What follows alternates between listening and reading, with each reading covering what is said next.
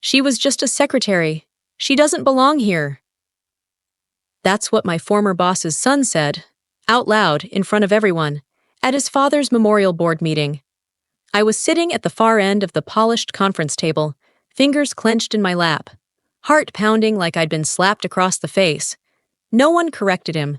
No one looked surprised. Just a few nods, a few smirks, and the sound of my dignity crumbling piece by piece. Let me back up. My name's Hannah, and for almost a decade, I was the executive assistant to Harold Davis, founder and CEO of Davis Core Construction, a billion-dollar company built from the ground up. I started as a temp, fresh out of college, answering phones and making coffee runs. But Harold saw something in me. He gave me chances, taught me the business, trusted me with everything from project bids to sensitive contracts. When his health started to fail 2 years ago, I was the one organizing his medical appointments, drafting internal memos, and even covering for him at meetings when he couldn't make it in. He told me once, half joking, "You run this place better than I do." And for a while, I almost believed I belonged. Then he died. Harold passed away last week after a stroke he never fully recovered from. The funeral was private, respectful. I was one of the few non-family members invited. I stayed quiet, grieving, until 3 days later, I received an email from the company's legal team, an emergency board meeting to finalize leadership succession. I wasn't sure why I was invited, maybe out of courtesy, maybe a mistake. But I went, wearing a black dress I'd worn only once before, when my mother passed away. I sat down in the boardroom I'd entered 1,000 times, but this time, every eye that turned toward me was cold, calculating, or worse, amused. Miles Davis, Harold's only son, sat at the head of the table. He had the same sharp jawline and piercing blue eyes as his father, but none of his presence. Miles didn't build the company. He coasted on the last name, partying through college, then taking some vague development role that no one could ever define. Harold never spoke highly of him. In fact, he avoided talking about Miles at all. But now Miles was in charge, and he made that clear. "We appreciate everyone coming today," he began, leaning back like a king on a throne he didn't earn. "There's no confusion here. As the rightful heir, I'll be taking full executive control of Davis Core. The board supports this, and so did my father. We'll be moving forward swiftly." I said nothing. I didn't know what to say. I felt every pair of eyes slide past me, uninterested, irrelevant. Then Miles added, "I know there have been rumors about certain internal candidates. Let's squash that now. Harold didn't leave anything to chance. There was no promotion planned for anyone else, especially not the help." That's when he said it. "She was just a secretary. She doesn't belong here." The words hit like a punch to the stomach. I saw heads turn, some with pity, some with glee. One of the finance VPs even chuckled. I stared down at the polished wood table, trying not to cry, trying not to break. 10 years. 10 years of loyalty, late nights, canceled vacations, and whispered reassurances from Harold that I was more than just staff. And in one breath, Miles reduced me to nothing. I almost stood up and walked out right then. But I didn't. Because in the pocket of my bag, nestled beneath my phone and a stick of lip balm, was a small USB drive. 3 days before Harold died, he called me into his office. He looked pale, exhausted, but his voice was steady. "There's something you need to keep safe," he said, slipping the drive into my hand. "Only open it if things get ugly." I never asked what was on it. I didn't even look. But sitting there now, with every nerve in my body screaming, with Miles grinning like he'd already won, I realized this was what Harold meant. So I stood, and I said, calm and clear, "I think Mr. Davis would like to say something." 30 seconds later, every face in that room would change, and Miles Davis would regret ever calling me just a secretary. The moment I said it, "I think Mr. Davis would like to say something," the room shifted. You know that silence right before a storm? That tight, pressurized pause where everyone holds their breath, Because something's about to drop? That was the boardroom. Miles blinked like he hadn't heard me correctly. A few people actually looked confused, but I reached into my bag, pulled out the small USB, and laid it on the table like it was nothing more than a paperclip. Inside, I was shaking. Outside, I kept my hand steady. "This was given to me by Harold," I said, my voice a little quieter now. 3 days before he died. He told me to open it only if things got ugly. I glanced at Miles. "And I think we've crossed that line." The lawyer, Mr. Bramwell, raised an eyebrow but said nothing. He looked at the USB, then at me, then finally at Miles. "I'll need to verify it," he said, already pulling his laptop from a sleek black briefcase. Miles stood up so fast his chair squealed across the tile. "This is absurd," he barked. "She's bluffing. My father wouldn't entrust anything important to—" He cut himself off, but it was too late. Everyone heard it. "To who?" I asked. Not because I needed the answer, but because I wanted him to say it. He didn't. He just sat back down, jaw clenched, hands balled into fists. Bramwell plugged in the USB. No one moved. I could hear the hum of the air conditioner and the faint ticking of the conference room clock. Then a folder popped up on the screen. Inside was a single video file, time-stamped and labeled. H. Davis, final message, private. Mr. Bramwell opened the file, then paused the screen before hitting play. He looked at the room. "For the record," he said, his voice low but firm, "this file appears authentic. Timestamp is from last week. I recognize Harold's digital signature embedded in the metadata. If what's on this video is relevant to company succession, we're legally obligated to view it." No one argued, so he pressed play. And there he was, Harold Davis. Pale, thinner than I remembered, but still sharp. Still Harold. He was sitting at his home office desk, the same bookshelf behind him that I used to dust during lunch breaks, because no one else would. He looked straight into the camera, took a breath, and started speaking. "If you're watching this," he said, "then I'm gone. And more importantly, I suspect that the people sitting in that boardroom are trying to rewrite the truth." I felt every pair of eyes slowly turn toward me. But I didn't look back. I couldn't. I was locked onto the screen like it was oxygen. "I've built Davis Corps from the ground up," Harold continued. "But lately, I've come to realize that legacy isn't about buildings or bank accounts. It's about people, about who you trust to carry things forward when you're no longer here."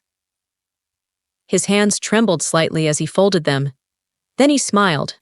Not big, but enough for me to feel the warmth from the other side of the screen.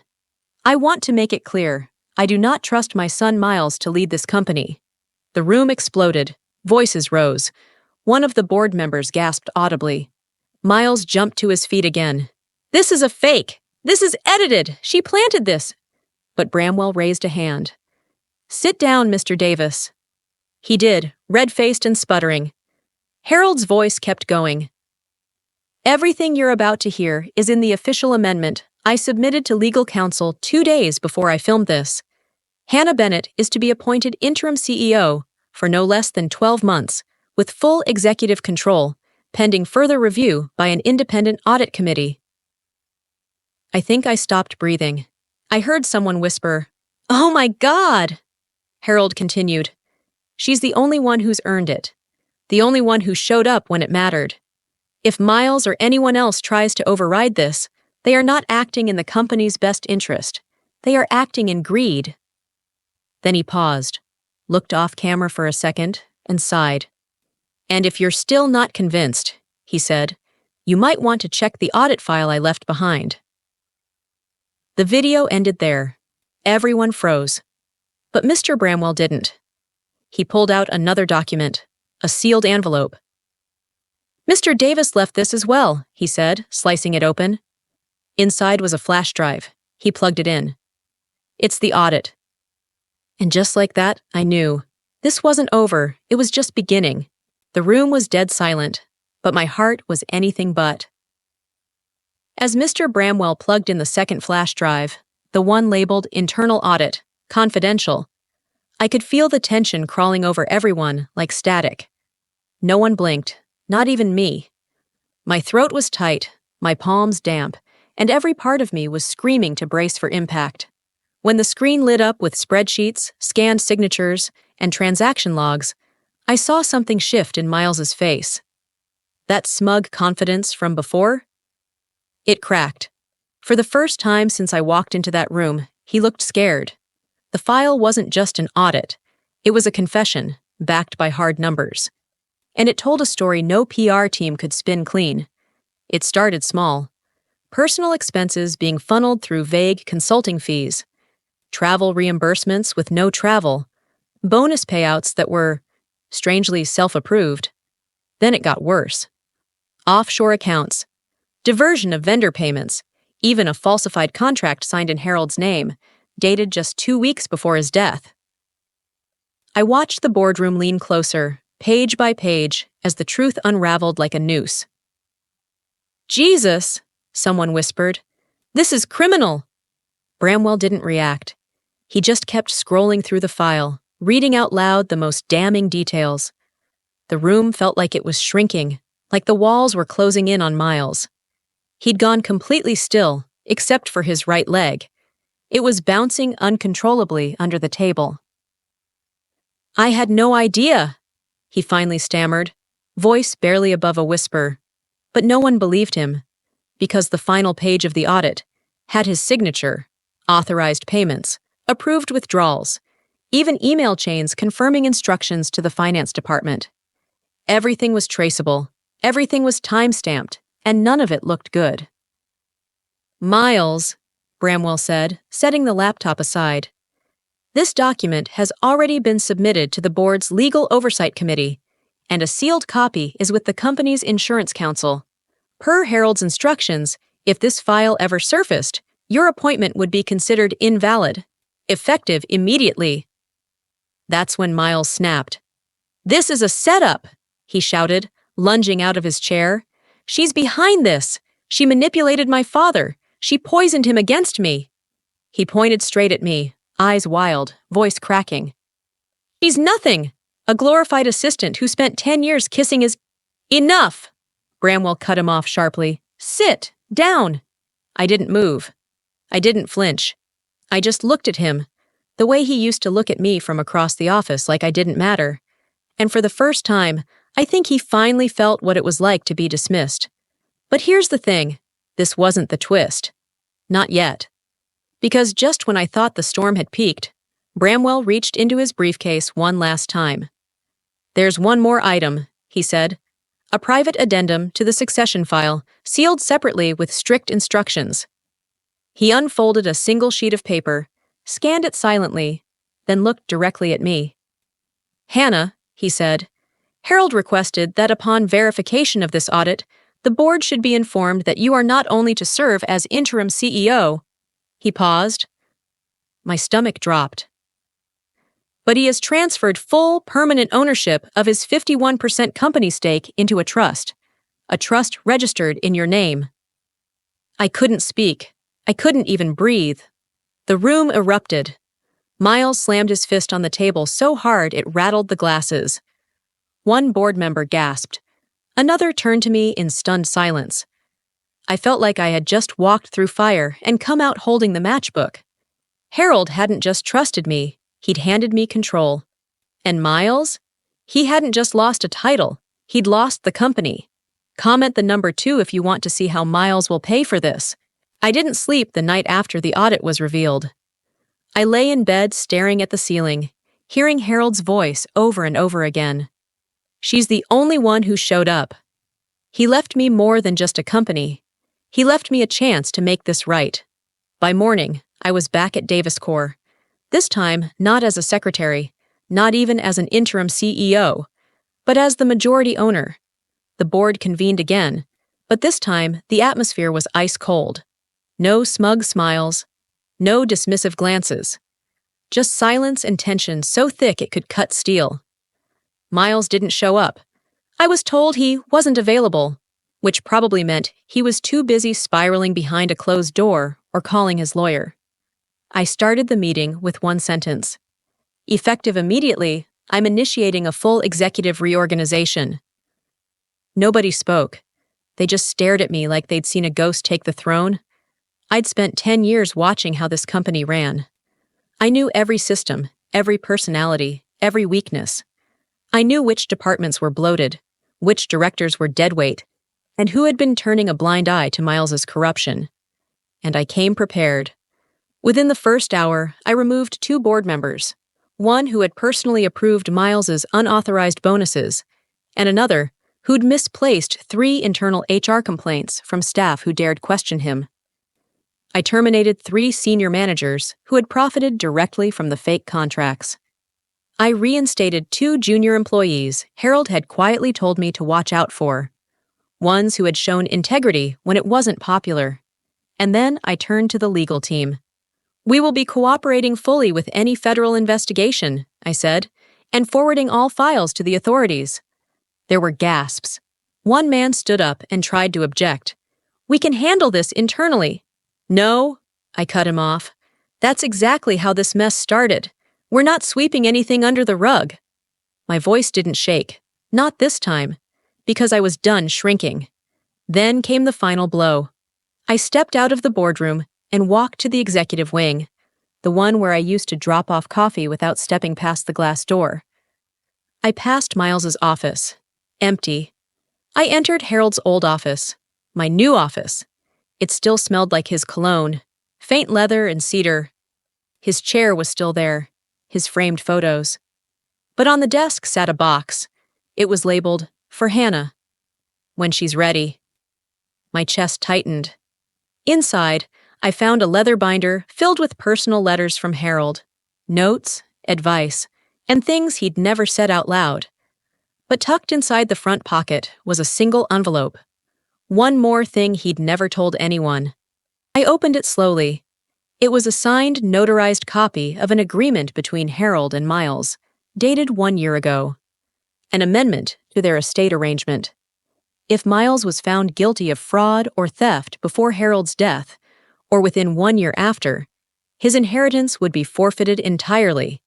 Not just his shares in the company, but everything in the personal estate, the trust fund, the penthouse, the vacation homes, even the yacht, and every single asset redirected to me. I froze. Not because I wanted the money. God, no. But because I realized something I hadn't before. Harold didn't just protect the company, he protected me. He saw what was coming and built a legal trap so tight, Miles had walked straight into it. He didn't just hand me the throne, he buried the sword with it. I stared at the document, hands trembling. By the time I stepped back into the boardroom, my voice was steady. "Effective immediately," I said. "Miles Davis is being removed from all company properties. Security has already been notified. Legal proceedings begin tomorrow." Someone clapped, quietly at first. Then others joined in. Not because I humiliated Miles, but because, for once, integrity won. And here's the twist. Miles wasn't acting alone. The name on the forged documents, the financial trail, it didn't stop at him. It led to someone I never suspected. I should have known it wasn't just Miles. The files Harold left behind had been airtight. They exposed Miles for everything: fraud, embezzlement, falsifying records.